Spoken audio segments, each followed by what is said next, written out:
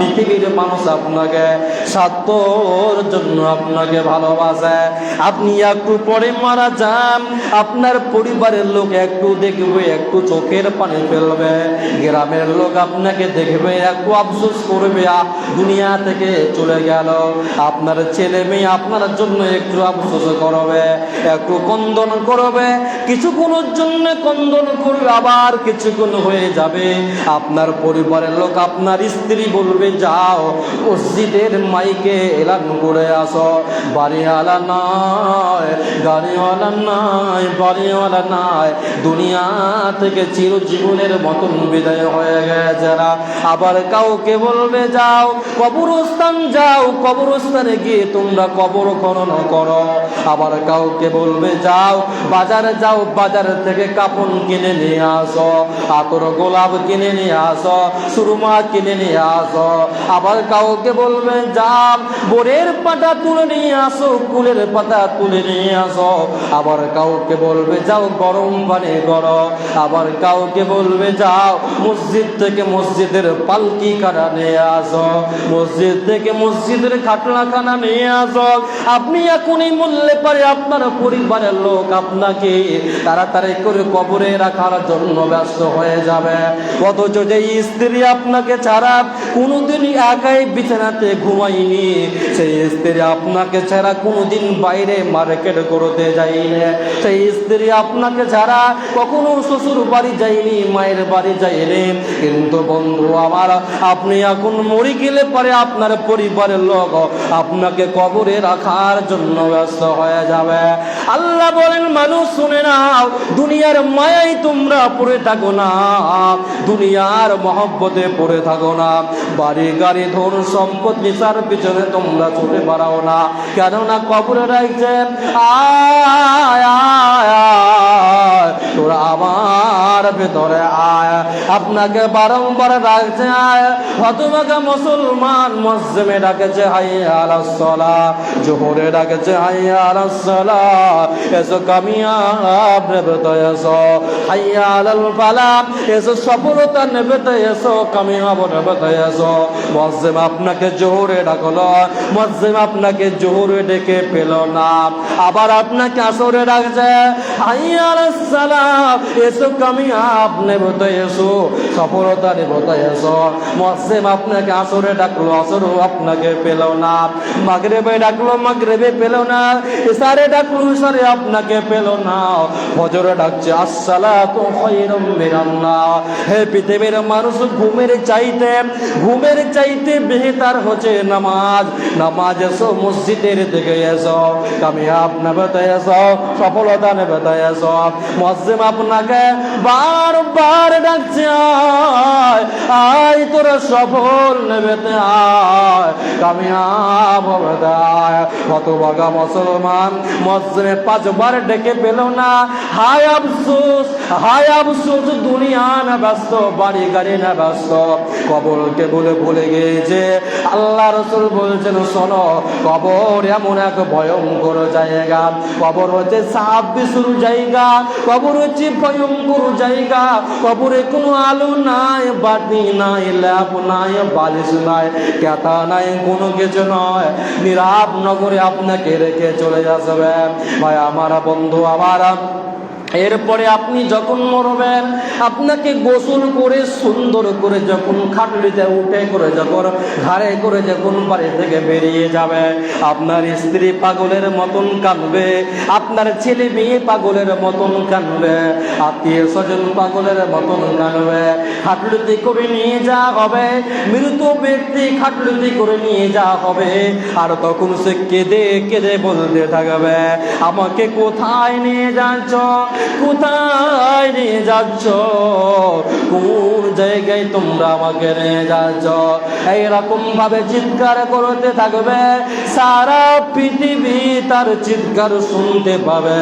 শুধু শুনতে পাবে না, মানুষ আর যেন শুনতে পাবে না।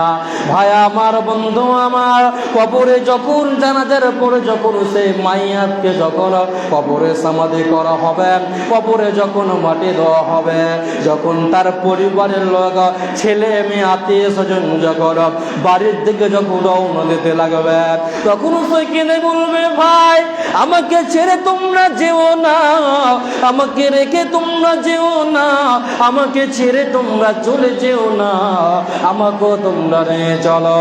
বন্ধুরে আমার, কবর এমন এক ভয়ঙ্কর জায়গা।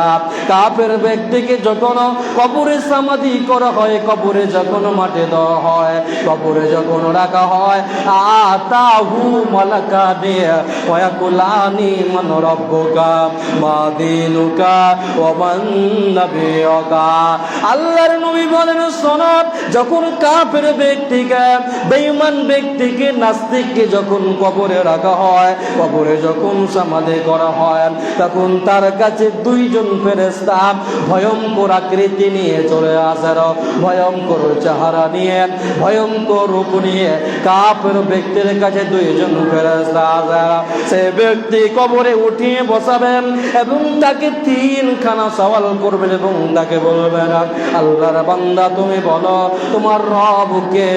তখন সে বলবে, লা আদরি, আমি জানি না। তোমার দিনকে তুমি বলো, তখন সে বলবে, আমি জানি না, লা আদরি, আমি কিছু জানি না।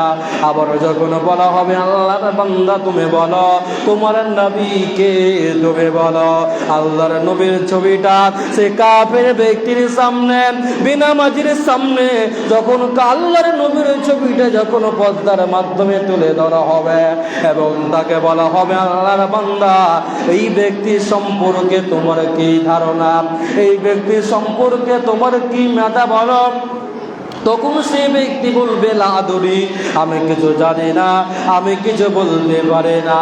যখন কবর থেকে এমন একটা চাপ দেবে বন্ধুরে, ডান দিকের হার বাম দিকে হয়ে যাবে আর বাম দিকের হার ডান দিকে হয়ে যাবে, আর বলবে, আল্লাহ বাঁচাও, আল্লাহ বাঁচাও, আল্লাহ বাঁচাও। এইরকম ভাবে বলবে, আল্লাহ বাঁচাও, বাঁচাও। সারা পৃথিবী তার চিৎকার শুনতে পাবে। আর যখন সে কবরের উত্তর দিতে পারবে না, লোহার হাতুড়ির বাড়ি এমন ভাবে তার মাথায় আঘাত করবে, এমন ভাবে লোহার হাতুড়ির বাড়ি এমন ভাবে তাকে ফিরতে চালু করবে। আর তখন বলবে, আল্লাহ বাঁচাও, বাঁচাও, বাঁচাও, বাঁচাও করবে। বন্ধু আমার, কিন্তু সেদিন হাজার কান্দন করলে পারে, হাজার চিৎকার করলে পারে, কোনো লাভ হবে না, হবে না, হবে না।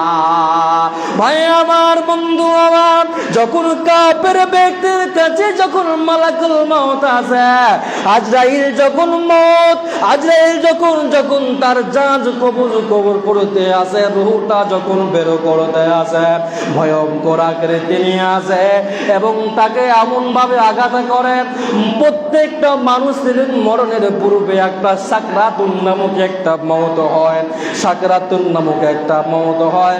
সে মওতটা হয় বন্ধু আমার এমন ভাবে তার রগগুলো টাস টাস টাস টাস করে সমস্ত রগগুলো ছিন্ন বিচ্ছিন্ন হয়ে যায়, রক্ত পানি হয়ে যায়, শরীরে কোনো কাজ করে না, শরীরে কোনো রকম বল শক্তি পাওয়া যায় না।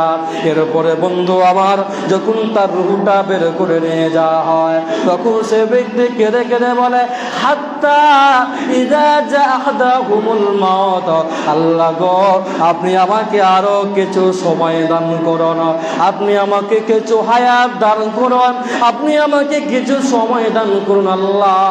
তখন আল্লাহ বলবে, কাল্লা, হারগিজ নেহি, আর তোমাকে সময় দেওয়া হবে না।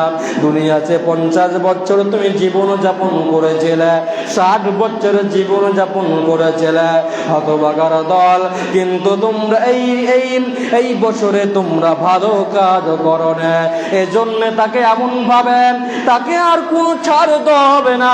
এই জন্য আল্লাহ বলেন, পৃথিবীর মানুষ সময় থাকতে তোমরা আমল করো। এজন্য মানুষকে বলতে হবে, কুল ইন্নাস সালাতি ওয়া নুসুকি ওয়া মাহইয়ায়া ওয়া মামাতি লিল্লাহি রাব্বিল আলামিন। আল্লাহ নবীকে বলছেন, নবী বলে দেন, যারা বলবে আমার মওত, আমার হায়াত হায়াত, আমার কুরবানি, আমার জিন্দেগি সব কিছু লিল্লাহি রাব্বিল আলামিন, আল্লাহর জন্য সব কিছু আমি করব। ভাই আমার, বন্ধু আমার, এইরকম ভাবে পৃথিবীর মানুষ যদি এরকম ভাবে নিয়াত করতে পারে, আল্লাহ সুবহানাহু ওয়া তাআলা বলেন, আল্লাহ তাবারক ওয়া তাআলা তার জন্য জান্নাত তাকে দান করবেন, তার কোনো চিন্তা রবে না, রবে না, রবে না। মৌত এমন একটা কঠিন জিনিস, যখন মৌত চলে আসবে তখন বলবে, হে আল্লাহ, আপনি আমাকে সময় দান করুন। আল্লাহ বলবে, না, পৃথিবীর মানুষ তোকে আমি 50 বছর জীবন দিয়েছিলাম, 60 বছর তোকে হায়াত দিয়েছিলাম, তো এই সময়ের মধ্যে তুই দুনিয়াতে জেনা, ব্যভিচার, ধর্ষণ, সুদ, ঘুষ, তুই জীবন যাপন করেছিলি, মিথ্যা, অশ্লীল ভাষা, বিভিন্ন রকম তুই আমাকে চিনিসনি, আমার বিধানকে ভুলে গিয়েছিলি, আজ কোনো পরিচার হবে না। ভাই আমার, হযরতে আবু হুরায়রা রাদিয়াল্লাহু তাআলা আনহু তিনি হাদিসের রাবী, তিনি বর্ণনা করেন, হযরতে উসমান রাদিয়াল্লাহু তাআলা আনহু যখন কবরের পাশ দিয়ে হেঁটে যেতেন, তখন তিনি এত বেশি কন্দন করতেন, আর এত কন্দন করতেন, অঝোর নয়নে তিনি কন্দন করতেন, এমন কাঁদতেন যে তেনার মুখ ভিজে যেত, দাড়ি ভিজে যেত, বুক ভিজে যেত। একদিন ওসমানকে তার সাথী গুণ বন্ধুগুণ জিজ্ঞাসা করছে, ওসমান তুমি বলো, হ্যাঁ ওসমান, তুমি কেন কাঁদো? আল্লাহ রাসূল তো তোমার সম্মুখে জাহান্নামের বয়ান করেন, কবরের শাস্তির বয়ান করেন, ফুলসিরাতের বয়ান করেন, আখিরাতের বয়ান করেন। হ্যাঁ উসমান, তুমি তবে কেন কন্দন করো? হযরত উসমান বলতেন, সাথী আমার, জাহান্নাম পড়ে, ফুলসিরাত পড়ে, আখিরাত পড়ে, আগে হচ্ছে কবর। যদি কবরে আমি ধরা পড়ে যায়, কবরে যদি গ্রেফতার হয়ে যায়, তাহলে আমি সমস্ত জায়গায় গ্রেফতার হয়ে যাব, সমস্ত জায়গায় পাকড়াও হয়ে যাব, সমস্ত জায়গায় ধরা পড়ে যাব। এই কারণে আমি এত বেশি কন্দন করেছে।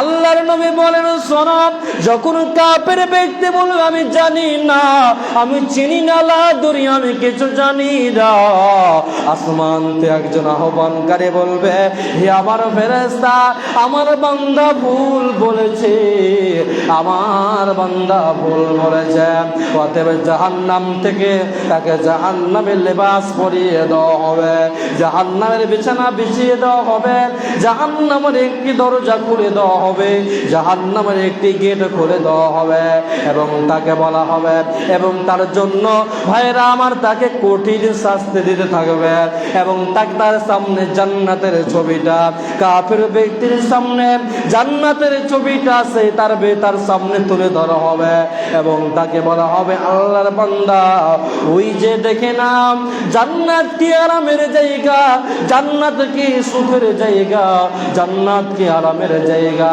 আল্লাহ তোমাকে অপছন্দ করেছেন, তুমি দুনিয়াতে ভালো কাজ করো রে, দুনিয়াতে সৎ কাজ করো রে, দুনিয়াতে তুমি আমল করো রে, এর বিনিময়ে, এর পরিবর্তে তুমি জান্নাতের সংবাদ গ্রহণ করো, সেদিন কোনো উপায় রবে না, রবে না। কবর এমন এক ভয়ঙ্কর জায়গা, কোনো মানুষ যদি কবরে একবার ধরা পড়ে যায়, কবর যদি একবার যদি পাকড়াও হয়ে যায়, সে সমস্ত ধাপে, সমস্ত মঞ্জিলে, সমস্ত দরজায় সে ব্যক্তি পাকড়া হয়ে যায়। এই জন্য আল্লাহ রাসূল বলেন, শোনো, ইয়াতবাউল মাইয়াতা সালাসাতুন ফায়ারজিউ ইসনানি ওয়া ইয়াবকা মাআহু ওয়াহিদুন ইয়াতবাউহু ওয়া আহলুহু ওয়া মালুহু ওয়া ইয়াবকা আমালুহু ফায়ারজিউ আহলুহু ওয়া মালুহু ওয়া ইয়াবকা আমালুহু। আল্লাহর নবী বলেন, যখন কোনো মানুষ মারা যায়, যখন কোনো মাইয়াত মারা যায়, যখন কোনো ব্যক্তি মারা যায়, বাড়ি থেকে নিয়ে কবর পর্যন্ত 3খানা জিনিসে যায়, বাড়ি থেকে নিয়ে কবর পর্যন্ত 3খানা জিনিসে যায়, তার সঙ্গে তার আল যায়, ছেলে যায়, বন্ধু যায়, আত্মীয় স্বজন যায়, এরপরে মাল, তার মাল দুনিয়াতে থেকে যায়, তার সঙ্গে খাট যায়, তার সঙ্গে কাপন যায়। এরপরে আল্লাহ রাসূল বলছেন ওয়াইসনানে, যখন মাটি দেওয়া হয়ে যাবে দুইখানা জিনিস বাড়ির থেকে ফিরে চলে আসবে, ছেড়ে চলে আসবে, বন্ধু চলে আসবে, আত্মীয় স্বজন চলে আসবে, মাল চলে আসবে। ওই আবকার বাকি থেকে যায় একখানা জিনিস বাকি থেকে যায়, সেটা হচ্ছে আমাল। আপনার আমলটা আপনার সঙ্গে যাবে, তাছাড়া আর কোনো কিছু যাবে না। ভাই আমার, আল্লাহ রাসূল বলেছে পৃথিবীর মানুষ তোমরা বেশি বেশি করে কবরকে স্মরণ করো, আল্লাহর কাছে ক্ষমা চাও, আল্লাহকে বলো আল্লাহ আপনি আমাকে কবরের আযাব থেকে পরিত্রাণ দান করুন, জাহান্নামের আযাব থেকে পরিত্রাণ দান করুন। আল্লাহ গো তোমার শাস্তি থেকে আমাদেরকে পরিত্রাণ দান করুন। পৃথিবীর মানুষ যদি, পৃথিবীর ইনসান যদি আল্লাহর কাছে এইরকম ভাবে পরিত্রাণ চাইতে পারে, আল্লাহর কাছে মাফ চাইতে পারে, আল্লাহর কাছে প্রার্থনা করতে পারে, দয়ার মাবুদ গো, দয়ার আল্লাহ গো আপনি মেহেরবানি করে আপনি আমাকে ক্ষমা করে দেন। আমি জীবনে অনেক গুনাহ করেছি, পায়ের গুনাহ করেছি, হাতের গুনাহ করেছে, চোখের গুনাহ করেছি, লজ্জা স্থানে গুনাহ করেছে, আল্লাহ জিহ্বার গুনাহ করেছি, গোটা শরীরের গুনাহ করেছি। আল্লাহ দয়ার মাবুদ গো আপনি মেহেরবানি করে আপনি আমাকে ক্ষমা করে দেন। আল্লাহ আপনি আমাকে কবরের আযাব থেকে পরিত্রাণ দান করুন। হে আল্লাহ আপনি আমাকে 5 ওয়াক্ত নামাজ পড়া তৌফিক দান করুন। হে আল্লাহ আপনি আমাকে দুনিয়াতে ঈমান আমলের সঙ্গে জীবন যাপন করা তৌফিক দান করুন। পৃথিবীর মানুষ যদি এইরকম ভাবে আল্লাহকে বলে আল্লাহ আপনি মেহেরবানি করে আমার সমস্ত গুনাহগুলোকে মাফ করে দেন। আল্লাহ রাসূল বলেছেন শোনো, মানুষ যদি অনুতপ্ত হয়ে আল্লাহর কাছে যদি মাফ চায়, আল্লাহর কাছে প্রার্থনা করে, আল্লাহ বলেন বান্দা শোনো লা তাকনাতু মির রাহমাতিল্লাহ, আমার দয়া থেকে কেউ তোমরা নিরাশ হয়ে যাবে না, মায়া থেকে কেউ নিরাশ হয়ে যাবে না, আমার মহব্বত থেকে আমার করুণা থেকে তোমরা কেউ দূরে সরে যাবে না, যাবে না, যাবে না। যতই আপনি গুনাহ করেছেন, আপনি জুয়া খেলেছেন তারপরও আপনি নামাজ পড়েন, আপনি খারাপ কাজ করেছেন তারপরও আপনি নামাজ পড়েন, কেন? আল্লাহ রাসূল বলেছেন নামাজ পড়লে পারে যত অশ্লীল কাজ, যত হারাম কাজ, যত অবৈধ কাজ, নামাজ পড়লে পারে সব হারাম কাজ, অবৈধ কাজ সব দূরে করে দেয়। এই জন্য নামাজ সমস্ত অশ্লীল কাজ থেকে, সমস্ত খারাপ কাজ থেকে, সমস্ত খারাপ কাজ থেকে নামাজ বিরত রাখে। এই জন্য ভাই আমার, বন্ধু আমার, কবর খুব ভয়ঙ্কর জায়গা। আমি একটা গুছিয়ে বলার জন্য এসেছিলাম, কবর এমন এক ভয়ঙ্কর জায়গা। আমি যদি প্রথম থেকে শুরু করি 3-4 ঘন্টা সময় লাগবে, জুমার সময় সংক্ষিপ্ত সময়। এই জন্য আমি আপনাদের কাছে অনুরোধ রাখবো।